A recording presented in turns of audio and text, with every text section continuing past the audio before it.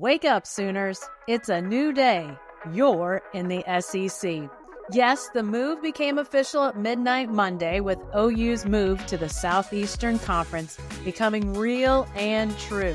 OU, of course, is taking rival Texas with it. But what of other rivalries?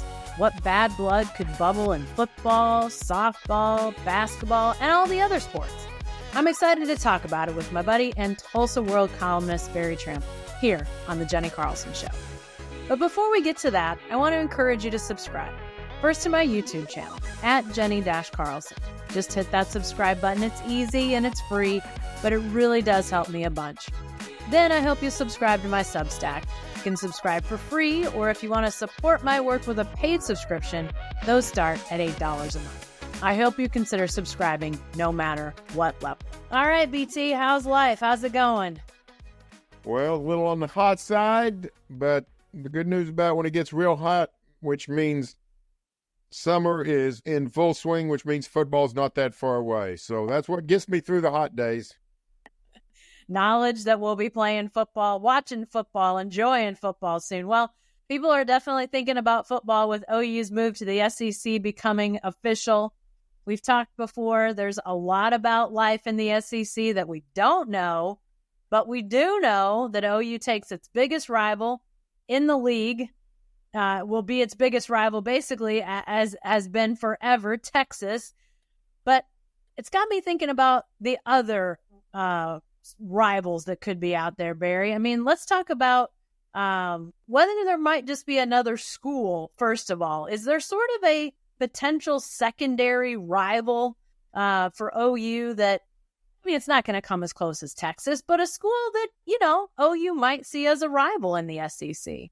Well, some of this will be determined by the competitive situation, you know, like the great Cowboys 49ers rivalry in the NFL in the 90s. That was not mandated by history, geography, anything. It was mandated by, hey, these were the two best teams, and they kept colliding. So, you know, that we'll see how that turns out, whether it's OU Alabama or OU LSU, that kind of thing. But if you take away that, I think there is sort of a hidden rival prospect, and it's not anybody new. It's somebody old, and that's Missouri. You know, OU Missouri go way back to the 1910s. They were in the conference together, and when it was called the Missouri Valley, way back circa 1920. So played every year until the Big 12 arrived, and they played twice every 4 years, and they were ancient rivals. It was never a big rivalry in football. Sooners dominated. But the truth is, when you get to a place, you know, it's sort of like going to a new school and you see somebody you know, sort of you get a little bit excited because, hey, I know those people. And they become better friends than when you knew each other at the old place. I could see that happening with OU Missouri. Mizzou is a school that has sort of been adrift in the SEC. Haven't really found a good rival for themselves. Arkansas may be starting to get there, but I think OU Missouri are going to be permanent rivals if we go to the 9-game schedule. So that would be, I think it would be most likely Texas, Missouri, and Florida. So I would probably say Missouri. The program's getting better under Eli Drinkwitz. Missouri's ranked higher than OU going into this season. So they play in Columbia on November 9th. That could be a showdown type game. I think the Fighting Tigers might fit that bill. Yeah, I think that's an interesting one. You know, and geography is interesting too with the, obviously, most of these teams are much further afield. Most of these schools are much further afield than the Big 12 schools have been. Arkansas is obviously right across the border. Texas A&M, a former Big 12 foe. So I'm curious to see sort of how those play in. I mean, I agree. I think Missouri is an interesting one to watch. But so much will come down to football. If those two are, you know, consistent football opponents with OU and Missouri, I think that could breed some contempt, some good sports rivalry hatred, if you will.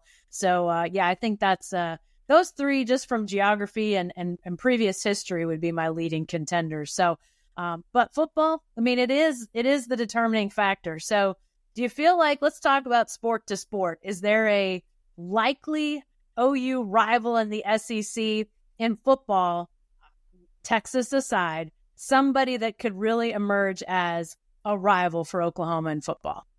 You mean outside of football?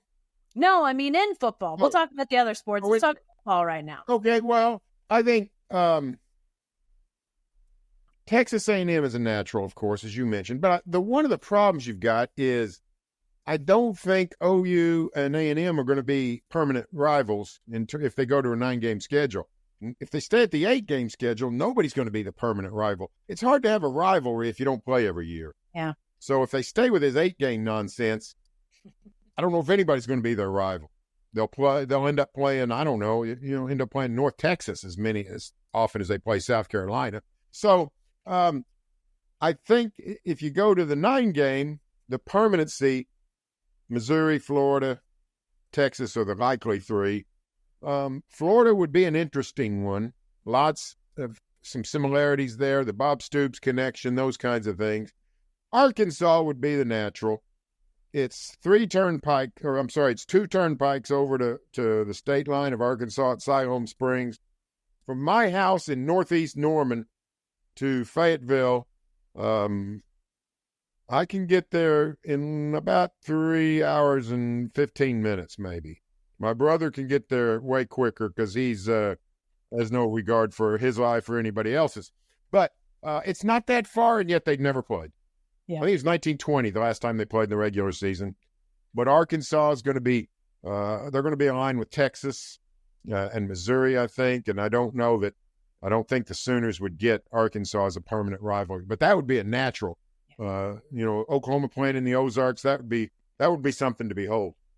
Yeah, I like the idea of Florida. And I think you're right. I think you got to have those consistent rivals with that 9-game schedule. But it's interesting to think about sort of these more far afield places. If OU finds itself, if it does make the SEC championship game a time or two in the first, say, 5 years that it's in the SEC, who is there waiting? Is there a team that they find themselves sort of knocking up against? It's much like, Barry, to me, the NBA playoffs. You really don't have your rivals until you play them when it really matters. So, can the Sooners find themselves there playing for a potential SEC championship, and then who's waiting for them? I think that could really be interesting. And to me, like the Arkansas question is interesting for Texas, because obviously Texas brings Oklahoma with them to the SEC, but then they reunite with Texas A&M. With Arkansas being a former Southwest Conference opponent for Texas, do they, reestablish something? I just wonder that to me, I like Arkansas as a potential rival for OU, but Arkansas and Texas might rekindle something too. Yeah, Arkansas, Texas, I can't remember who Texas is. We figured this out, a year ago when we thought they might be going to a 9-game. But they don't want to load up somebody with too many tough rivals or not enough tough rivals. So that's why I think Arkansas doesn't make the cut for OU. But Arkansas, Texas would be people of a certain age, which include me and not you. Texas, Arkansas was a big-time rivalry in the Southwest Conference. Usually played the week after OU, Texas. Not great scheduling for the Longhorns, but that was a natural rivalry that went years and years and years. Of course, the famed big shootout of 1969 was a virtual national championship game. So I think that'll be a great rivalry restored in the SEC. So probably eliminates OU from the Razorbacks. And who knows what happens. Sooners might get down to Oxford this year, and turns out Ole Miss. There's some kindling goes, and away you go. When I actually think Oklahoma, Texas Tech turned into a really spirited rivalry in the Big 12, and we didn't see that coming at all. No. But all of a sudden, Mike Leach gets hired away from OU. He has the spread, the air raid, and every OU Tech game seemed to be crazy for the next 20 years. So you never know from where it might be coming. In the SEC, most anything's possible, other than it probably won't be Vanderbilt. That's true. That is true. All right, let's go to the next biggest sport for people in our state. That's softball, Barry. Oklahoma obviously takes Texas. We're not going to be missing the Patty Gasso Mike White rivalry. It continues. We love that rivalry. But what about softball? Is there a team or a couple teams on the softball scene in the SEC that you could see being rivals to the Sooners? Yeah, no, I think that's a place where Arkansas could be a player there, because now this has lessened a little bit with the opening of Love's Field. It seems like forever since OU played at Marita Hines, but it was only 14 months ago. And the Sooners, if you were a fan of OU softball, you had a devil of a time getting into the ballpark. Not enough tickets, not enough seats. So their road trips became, whether it was Waco or Puerto Vallarta, it didn't matter. OU fans would go. And I could see a bunch of OU fans going over to Fayetteville. Like I said just a minute ago, it's easy to get over there. You go there and back in one day if you want to. And I think that could rekindle, nothing like getting people's juices flowing than a bunch of enemies coming into your own ballpark and trying to take it over. So that would be a good one. You've also got the OU Florida, the long-time deal with Tim Walton and Patty, and a lot of World Series matchups, those kinds of things. Oklahoma, Alabama, the Crimson, the Battle of the Crimsons, that's going to be a good one. Lots of things to like in that SEC. But, just the proximity is going to be fascinating. I think Oklahoma, Arkansas could be a lot of fun in softball.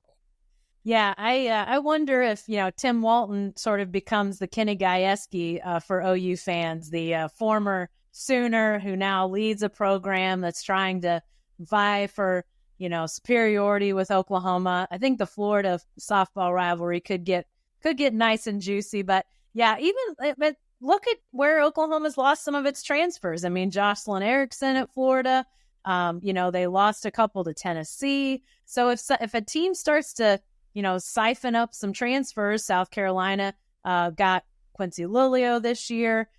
Avery Hodge is going to LSU. So they're losing some transfers to the SEC. That could percolate some stuff. I think there could be some nice, juicy rivalries coming out of softball as Oklahoma moves to the SEC. What about basketball, Barry? Let's start on the men's side. Oklahoma's leaving arguably the best men's basketball conference in the country for a pretty good one in the SEC. But what about rivals in basketball on the hardwood, men's side? Well, I think Arkansas has a lot of possibilities. They've been playing in Tulsa the last, 4 or 5 years.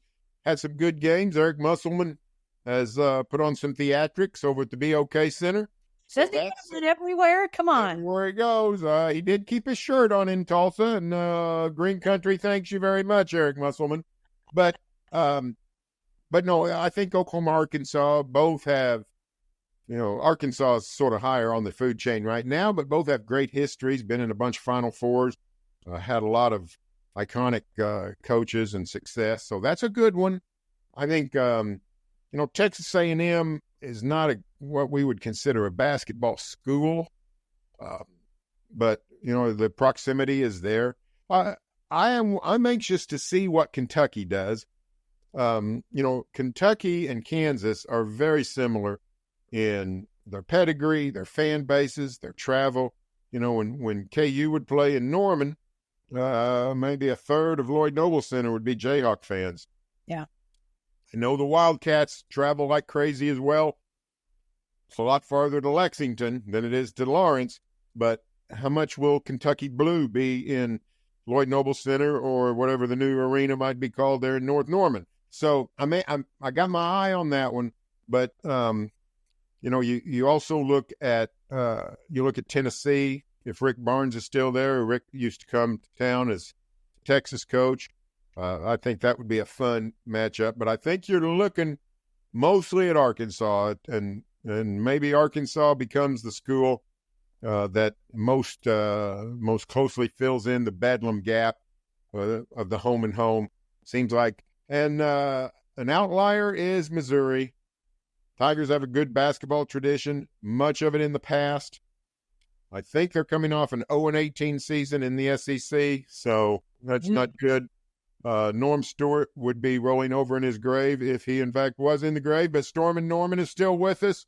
bless his heart. And what memories we've got of the old Big Eight and Norman Stewart there at, going up against Eddie Sutton or Billy Tubbs or Roy Williams or heck, go back to the 70s when Jack Hartman and Ted Owens and whoever it might be. So Norm was a great, great instigator for Missouri basketball. I don't know if that program can be instigated again, can spark a rivalry, but OU Missouri have had some great tussles.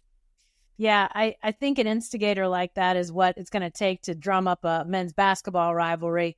I don't know who that is out there, quite honestly, in the SEC. There are some contenders, but, I don't know if there's anything like Norm Stewart or, I'm sure there are, but we'll have to wait and see. I'm not as sure on men's basketball, Barry, as I'm at least, I guess I want to be sure, because I want to see Jenni Baranczyk and Kim Mulkey. I just thought we were getting rid of her. Well, if the SEC called Baylor today and said, hey, we need another team, come on over. Bring your whole deal. You'll make twice as much money. Every school in America would say, let's go. Baylor had said, you know what? We've seen enough of Kim Mulkey. We'll pass. But to me, that women's basketball rivalry is, I don't have any idea how Oklahoma women's basketball will fare against LSU, but I think the coaching head-to-head is prime for that to be a great rivalry because, boy, LSU is fantastic. South Carolina is fantastic. I don't know if I see Oklahoma going toe-to-toe with them right away, but it's going to be really fun to see Kim Mulkey on that sideline again at Lloyd Noble in Norman. Yeah, Texas is still great, and women's basketball. OU's won 2 straight Big 12 titles, but Texas' program is fantastic. A&M's good. Tennessee has the pedigree. So it's a big-time women's basketball conference, maybe approaching where it was in its heyday of 15 years ago or so. So, yeah, that's going to be a fun one. And you know what might be as good as anybody, including softball, is the women's gymnastics. I mean, they're loaded in women's gym, and KJ's going to take her team over there. And that'll, I think that's going to be fantastic too. So, lots to like. The person I feel most sorry for is a guy that can handle himself. That's Skip Johnson, because that dang baseball's out of control. Last 4 years, Men's College World Series, 8 participants have made that. It's 8 different schools have made the finals. All 8 will be in the SEC next season. One of them's the Sooners, OU Ole Miss, but also the year before that it was Mississippi State Vanderbilt. Last year, LSU Florida. This week in the championship, Tennessee beats Texas A&M. The Longhorns aren't even on the list, and they're one of the best, 3 or 4 programs in NCAA baseball history. Yeah. So that's a loaded bear. Skip Johnson, he's turned the Sooner program around, doing a great job. But man, he's headed for a murderer's row. Yeah, I think baseball is going to be hard pressed to come up with a great rivalry until they really elevate. I don't know that it's not just the program, because I think the program is actually in pretty good shape, but it's the scene.